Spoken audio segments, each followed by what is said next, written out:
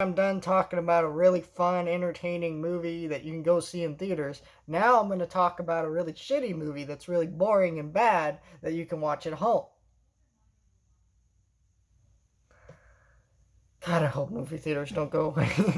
We're talking about Hotel Transylvania 4. This dropped on Amazon Prime, which is weird and bizarre because it was removed from theaters. Which I get why, because there was a lot coming out in October and September.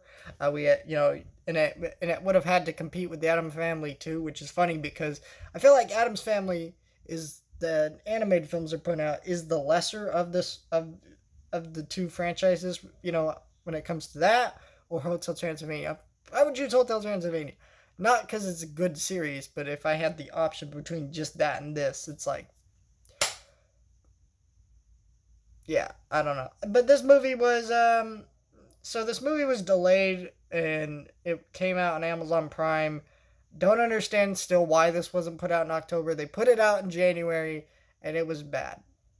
Now here's the thing. I didn't enjoy the other two either in this franchise. They're lazy. They're lazy cash grabs. Uh, all the sequels have kind of been that. But I enjoyed the sequels significantly more for one reason. Uh, they were directed by Genndy Tartakovsky. Now, if you don't know Genndy Tartakovsky, excuse me if I'm pronouncing his name wrong.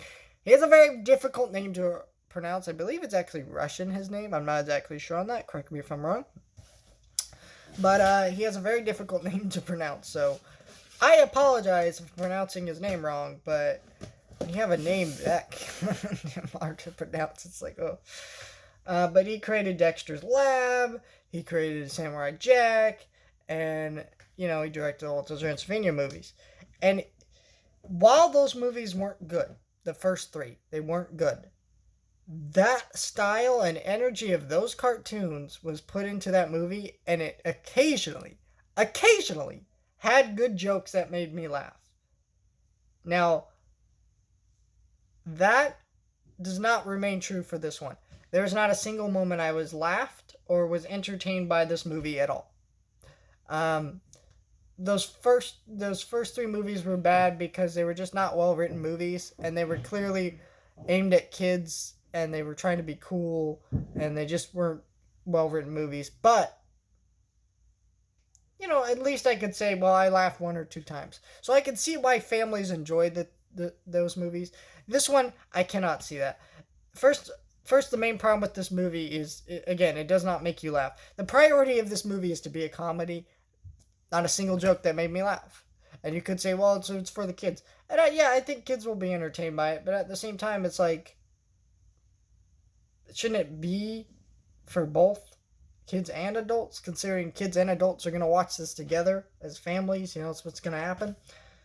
So, yeah, I don't know. But that really was and it made this movie really boring, because if it's not funny, then it's like, oh, what's the point of it? Then the other point of the story is very forced and bad. I'm gonna spoil the plot of this movie. You probably don't give a shit, because who gives a shit about the plot of these movies? But it really bugged me. So the whole plot of this movie, we all know from the trailers, is that our characters transform into humans. And that's a fun concept, I guess. It's just the way it happens, which is that Drac is thinking about retiring, and then he makes up some shit about how Johnny can't be a monster, but he really, since he's not a monster, he can't have the hotel, like some clause or whatever in his contract, or something stupid he makes up, right? That doesn't bother me. What bothers me about it is this really forced conflict where Johnny is like, I don't feel like part of the family. We have been through 3 movies now where it's like, come on now.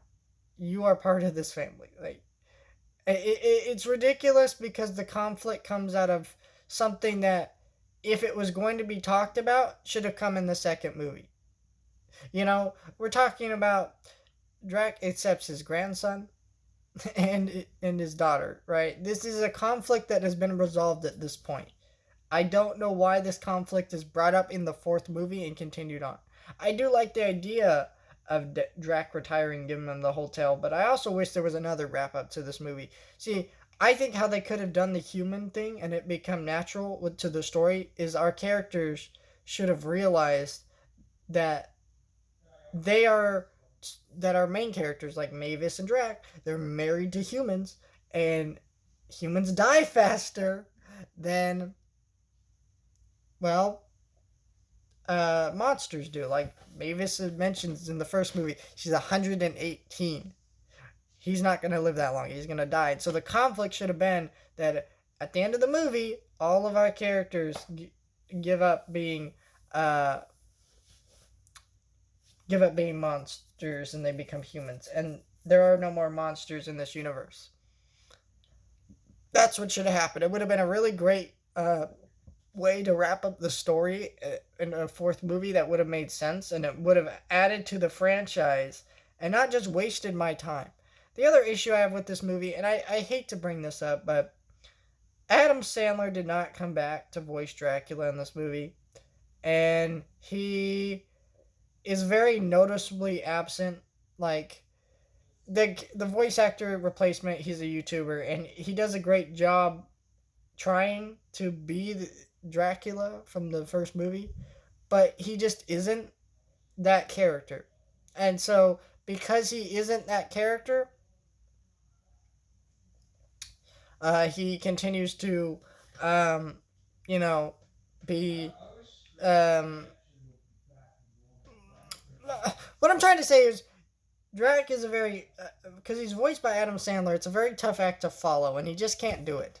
He tries, and a lot of times in the movie it does sound okay, and a couple times I couldn't even notice, but after a while you start to just realize this is just an impression of Adam Sandler's voice, and it's not funny, and it sounds off, and it's just very distracting the whole movie, but they did the best they could, and yeah, this movie was awful, but I think that if you have kids, they'll probably enjoy it, but it's like, there are better movies to show kids than this.